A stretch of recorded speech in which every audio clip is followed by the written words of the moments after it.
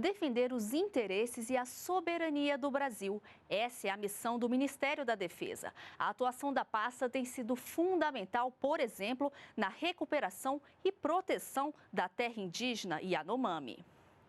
E é sobre esse e outros assuntos que o ministro da Defesa, José Múcio, fala para a Voz do Brasil. Vamos acompanhar. E assista a gente ao vivo pela internet. Acesse voz.gov.br. As Forças Armadas Brasileiras são conhecidas por sua forte atuação junto a comunidades isoladas, indígenas e ribeirinhos. Na terra indígena Yanomami, por exemplo, tiveram a presença ampliada no mês passado para dar apoio na retirada de garimpeiros ilegais da região. Além disso, os equipamentos e tecnologias usados pelos militares, que formam a chamada indústria de defesa, também podem trazer ganhos econômicos para o país. Hoje nós conversamos sobre esses temas com o ministro da Defesa, José Múcio Monteiro, que está aqui conosco no estúdio da Voz do Brasil. Boa noite, ministro. Boa noite, muito honrado, muito obrigado pelo convite. Obrigado, senhor ministro. Bem, no fim de junho, a atuação do Ministério da Defesa foi ampliada na terra indígena Yanomami, seja por meio de um efetivo maior ou então pela realização de ações repressivas, como patrulhamento, revistas e até prisões em flagrante. Como é que tem sido esse trabalho e quais os principais resultados alcançados até o momento, ministro? Deixa eu lhe contar. Desde o início, a Força Armada se fez presente através de toda a parte de logística. Você imagina que para você chegar em Surucucu, você pega um voo daqui para Boa Vista, são 3 horas de viagem, depois você viaja 1h45 no helicóptero até Surucucu, então tudo depende de equipamento da FAB. Então, desde do mês de janeiro, quando o problema começou, quando o governo assumiu o país, nós estávamos com a FAB, estávamos patrulhando os rios com a nossa marinha, com lanchas especiais para atuar. O problema lá se dividia, você tinha o problema dos índios, você tinha os garimpeiros e você tinha os funcionários do garimpo, né? Eram pessoas que não tinham... estavam desempregadas, ia para lá porque havia oferta de mão de obras e eles trabalhavam. Então, primeiro atendeu-se a questão humanitária, a questão dos Yanomami. Nós tivemos lá umas 2 ou 3 vezes, a gente mal podia acreditar que uma pessoa podia chegar naquele estado e o governo prontamente, com assistência hospitalar, todo dia tinha ministro lá em Boa Vista, e o Ministério da Saúde, o Ministério dos Povos Indígenas, e todos deram a maior assistência. Depois nós tivemos, agora, quando tiramos os funcionários dos garimpos, foi uma coisa super delicada, porque misturava o funcionário do garimpo com o dono do garimpo, né? Mas nós conseguimos tirar o máximo. Ficou esse resto. Esse resto tinha uma ação muito forte dos bandidos, né? Dos fora da lei. Eram pessoas que diziam que eram ligadas ao tráfico, que aquilo tinha uma ligação muito forte aí com os bandidos. E precisou uma presença maior, foi quando o presidente assinou um decreto permitindo que o Exército entrasse mais forte, porque estava na faixa de atuação do Exército. O Exército tem liberdade para atuar até numa faixa de 150 quilômetros da fronteira. É como se estivesse patrulhando a fronteira. E nós tínhamos tribos lá que estavam dentro dessa faixa. Foi quando o Exército entrou junto com a Polícia Federal, que tem feito um belo trabalho também, e isso é uma coisa que tem evoluído a cada dia. Nós tivemos aí um conflito semana passada, acho que na sexta ou no sábado, a princípio noticiou-se que foi um conflito com o Exército, depois com a Polícia Federal, mas na realidade foi briga entre os próprios índios, né? E eu soube hoje que era um grupo que defendia uma ligação com os garimpeiros contra um grupo que era contra a presença de garimpeiro. Ou seja, tem sido um trabalho de extrema eficácia.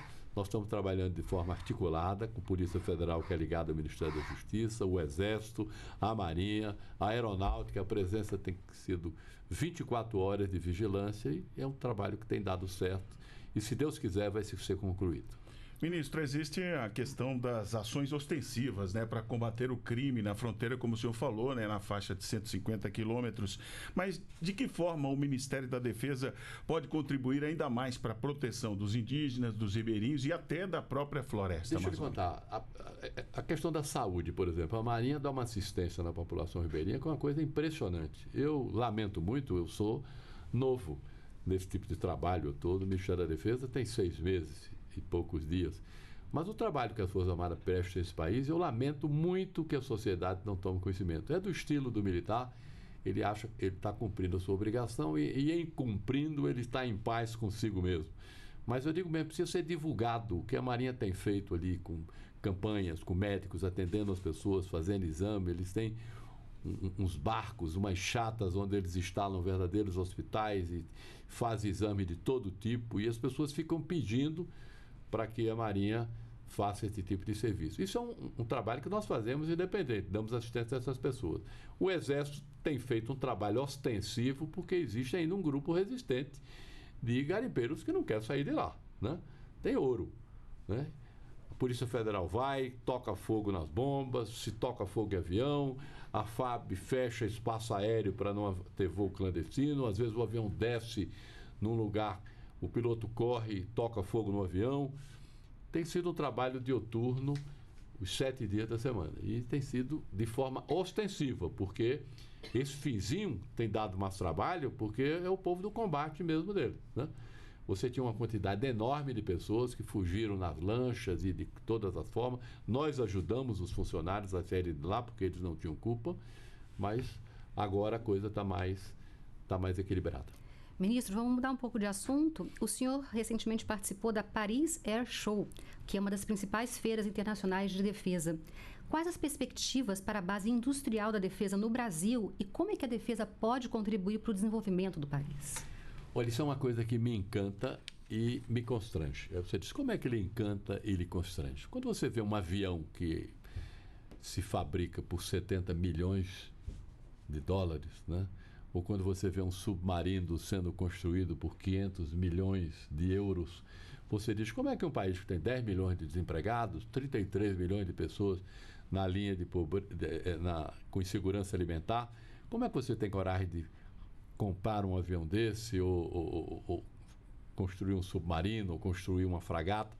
Acontece que ainda segunda-feira eu estive visitando lá a base de Itaguaí, e onde estão sendo construídos submarinos. Vocês precisam visitar e eu gostaria que todo mundo pudesse ver. São 3 mil homens trabalhando, né? Num avanço tecnológico incrível, encantador, a academia presente, gente nova pesquisando, se preparando, se qualificando. Então, todas as vezes que eu penso na indústria de defesa, eu penso na geração de emprego. Agora mesmo eu vim de uma reunião lá no Planalto, falando sobre essa questão de comprar equipamento ou não, disse, olha, as fábricas estão prontas, que são os estaleiros. Se você quiser comprar mais uma fragata, imediatamente você emprega mais 3 mil pessoas, né? E esses equipamentos são feitos assim, em 5 anos, em 6 anos, tem equipamentos que são feitos em 10 anos, tem que se fazer uma programação de investimento. Nós empregamos no Brasil 3 milhões de pessoas, a indústria de defesa, entre empregos diretos e indiretos. E é uma coisa que o mundo todo está se armando, é uma coisa impressionante. Para você ter ideia, o ano passado foram gastos 2 trilhões de dólares na indústria de defesa. É Portugal, que é um país pacífico, investindo em indústria de defesa. É o Japão, que era um preceito constitucional não investir em indústria de defesa, está investindo em indústria de defesa.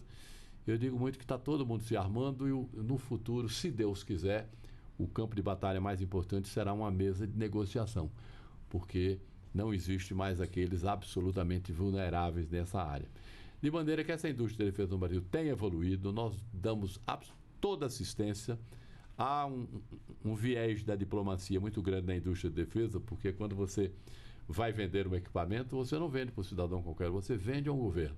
Você negocia com o ministro da Defesa, você negocia com o ministro de Relações Exteriores, você negocia com o presidente da República. Às vezes a gente precisa usar o nosso presidente para telefonar para um presidente de um país vizinho para dar prioridade a comprar um produto nosso, de maneira que é uma indústria que tem evoluído no mundo, evoluído no Brasil e aqui tem tido absoluta assistência do governo, tanto no campo militar como no campo diplomático.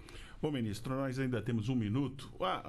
Além dessa questão da indústria da defesa, o Ministério da Defesa e das Forças Armadas também investe em projetos educativos e desportivos, né? Contato direto com a sociedade. Como é que esses projetos se convertem aí na criação de oportunidades, principalmente para as crianças e jovens brasileiros? Deixa eu lhe contar, isso é outra coisa que eu fui conhecer há pouco tem o maior entusiasmo, damos todo o apoio. São verdadeiras escolas, né? Esse projeto do Soldado Cidadão, esses meninos que entram lá para servir, eles saem com profissão, muitos seguem a carreira militar e outros vão para o mundo civil. Mas saem qualificados, saem aprendendo a respeitar o país, respeitar as pessoas, amor à pátria. Você, quando vai ver uma disputa, você vê eles prestando continência, aquilo é gente que saiu das Forças Armadas. Nós temos escolas onde tem treinamento esportivo para quem está entrando nas forças. Nós apoiamos também pessoas com necessidades especiais nesses campeonatos de pessoas com necessidades especiais. Você vê a presença das Forças Armadas. Nós damos bolsa, acolhemos, temos escolas no Rio e todas elas vão muito bem. Presente em todo o país, né, ministro? Nós conversamos aqui agora com o ministro da Defesa, José Múcio Monteiro. Muito obrigada pela participação ao vivo aqui na Voz do Brasil. Muito obrigado pela oportunidade e estou à sua disposição.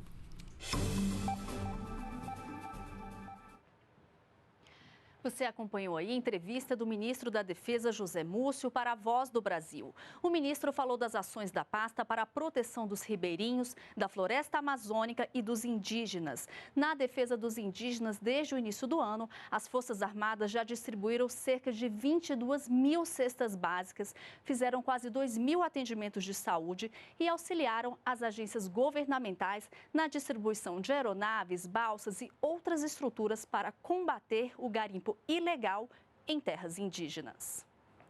Nós voltamos a qualquer momento com mais informações do governo federal para você. Então, continue ligado aqui na TV Brasil e também nas nossas redes sociais. Até a próxima!